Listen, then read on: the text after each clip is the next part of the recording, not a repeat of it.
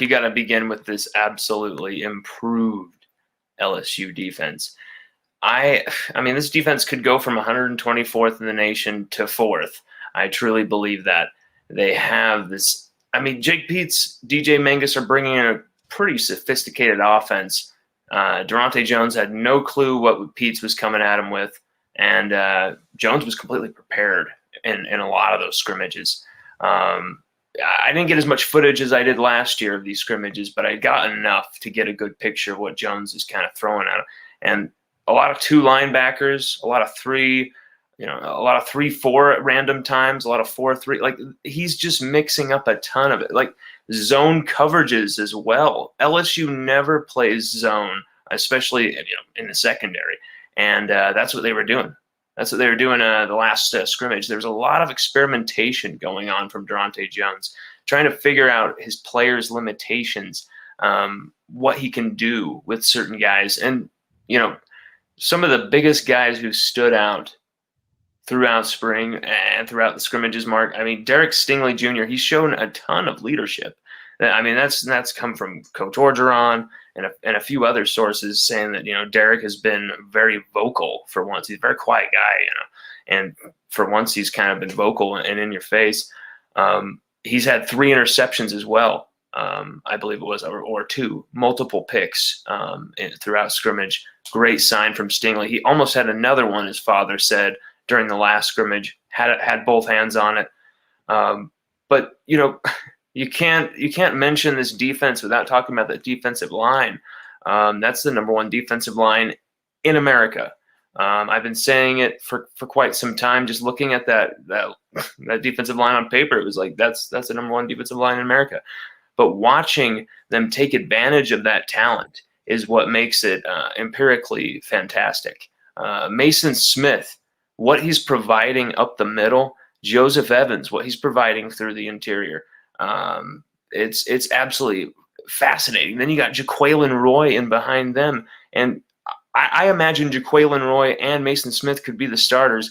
But the name you're hearing right now as the best defensive lineman on the team is Joseph Evans, a former center who arrived to the team as a center.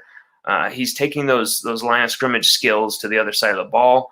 He's gone kind of back and forth, like another guy, Devontae Lee. I'll bring up in a bit here, but Joseph Evans, he's been name checked by Coach Orgeron a ton as the best defensive lineman on LSU's team. And if Joseph Evans is the best, and B.J. Ojulari, Ali Gay, Jaquelin Roy, Mason Smith, Landon Jackson, Savion Jones, Bryce Langston. If all those guys aren't, but Joseph Evans is, just imagine, Mark. Just imagine the festival, the feast of madness going on that defensive line. But Mark, spring is about improvement, and linebackers, linebackers were really just god awful last year, and we wrote extensively about what they were failing at with the 4-3 last year. And we've done some of that again this year, but we kind of focused on turning the page because we believe in Blake Baker, and he's given us every reason to believe.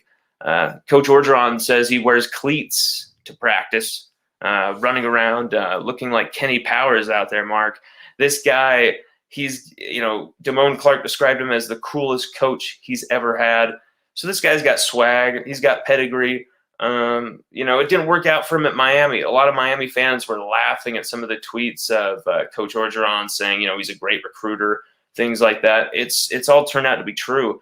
Blake Baker is even being used out of position for a few guys. He's recruiting a Denver Harris cornerback with Corey Raymond in Houston because, Blake Baker's a Houston native. And then you got him recruiting Shamar Stewart, defensive end, 2022 class. 5-star powerhouse, absolutely powerhouse brick house. This dude, he's recruiting him in Miami because that's his old stomping grounds from just a little bit ago. So he was already recruiting Shamar Stewart.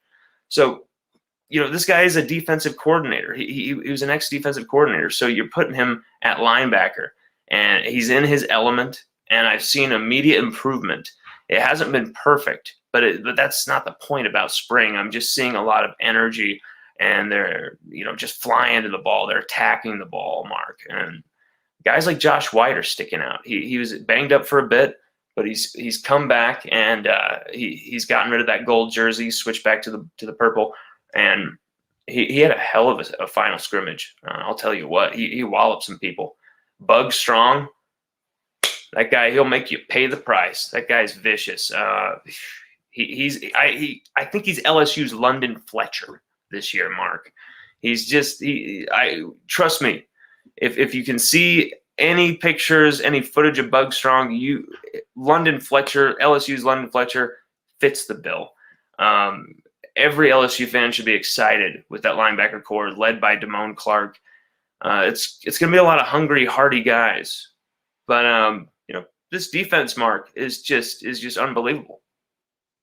I'm taking everything, Lon, that you've got for me here. The one thing I will say is you're going to rile some people up in Clemson in particular, other places across the country, but Clemson in particular, when you call LSU's defensive front the best in the country. Well, they can scream, they can kick, they can cry all they want, but Andre Carter and his company, they're going to drag them all the way to hell and back. This defensive line, they're going to take over college football, Mark. This is a beast of every opposition's burden, my man. These guys, they will take you to town. I mean, Ali Gay, BJ Ojolari off the edge, and that might not even be the starting defensive ends. I mean, we haven't even talked about Savion Jones. Landon Jackson is just barely coming back. This is a unit that is beyond elite. And now they're coached by an NFL guy with 25 years of combined experience, a guy that Bill Belichick had to have twice. He had to have Andre Carter twice. Not just once. He had to have him come back twice because of that defensive line was so struggling. He needed a guy he could trust who could show the new guys how to do it. Andre Carter is that coach. I've seen absolute brutal practice footage where he just stops everything and just, no, again.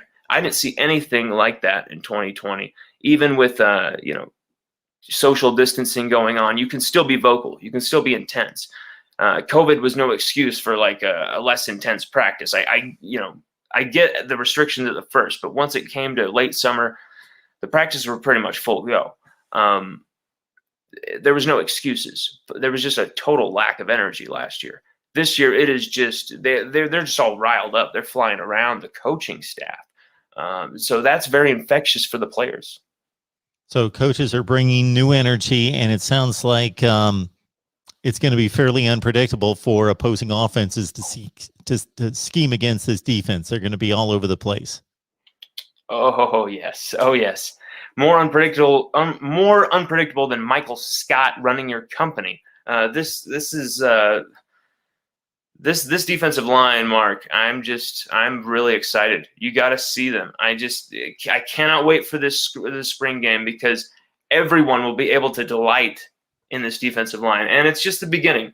I hope everyone remains healthy because there's a variety of options, just a lot of different things that Andre Carter, Coach Orgeron, who's very involved in the D-line, a lot of things they can do.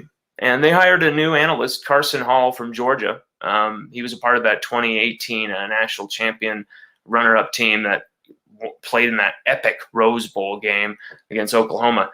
We hired him on to kind of try to attempt to replace Christian Lacouture as the graduate assistant. I should say graduate assistant, not analyst. And Carson Hall has immediately brought in a ton of just ass-kicking energy.